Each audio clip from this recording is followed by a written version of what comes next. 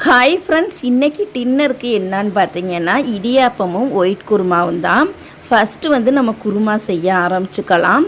எண்ணெய் ஊற்றி கடுகு பருப்பு போட்டுட்டு வெங்காயம் தக்காளி கருவேப்பிலை போட்டு நல்லா வதக்கிக்கலாம். அது கூடவே பார்த்திங்கன்னா 2 பெரிய சைஸ் உருளைக்கிழங்கு எடுத்துருக்கேன். இந்த உருளைக்கிழங்கை நம்ம வேக வச்சும் செய்யலாம், பொடிப்பொடியாக கட் பண்ணியும் செய்யலாம். தோல் சீவிட்டு நான் பொடிப்பொடியாக கட் பண்ணி எடுத்துருக்கேன்.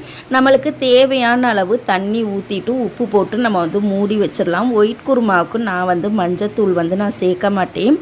மஞ்சள் தூள் சேர்த்தோம் அப்படின்னா அந்த குருமா எல்லோ கலராக மாறி போயிடும். இப்போ உருளைக்கிழங்கு வேகட்டும். சைடில் பார்த்திங்கன்னா நம்ம தண்ணி கொதிக்க வச்சு உப்பு போட்டுட்டு நம்ம மாவை பிசைஞ்சு ரெடி பண்ணி வச்சுக்கலாம். இப்போ இந்த கேப்பில் உருளைக்கிழங்கு நல்லா வெந்துருச்சு. இது கூடவே பார்த்திங்கன்னா நம்ம அரைச்சி வச்சுருந்த மசாலாவையும் போட்டுடலாம்.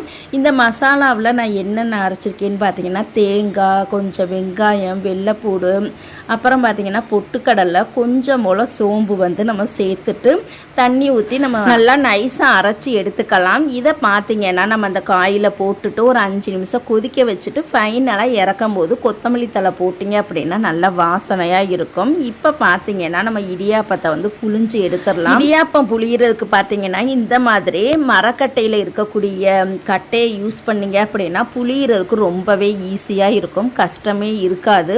கண்டிப்பாக மரக்கட்டையில் வாங்கி யூஸ் பண்ணுங்க, சூப்பராகவே இருக்கும். 5 நிமிஷத்தில் நல்லா சூப்பராகவே வெந்து வந்துருச்சு. இந்த இடியாப்பத்தில் பார்த்திங்கன்னா நம்ம தேங்காய்லாம் திருகி சீனி போட்டு நம்ம சாப்பிட்லாம். இல்லை எனக்கு இனிப்பாக வேணாம், குருமா வச்சு சாப்பிடணும் அப்படின்னா இந்த மாதிரி ஒயிட் குருமாவும் செஞ்சு சாப்பிட்லாம், இல்லாட்டினா ரெட் கலர் குருமாவும் செஞ்சு சாப்பிட்லாம். ரொம்பவே சூப்பராக இருக்குது.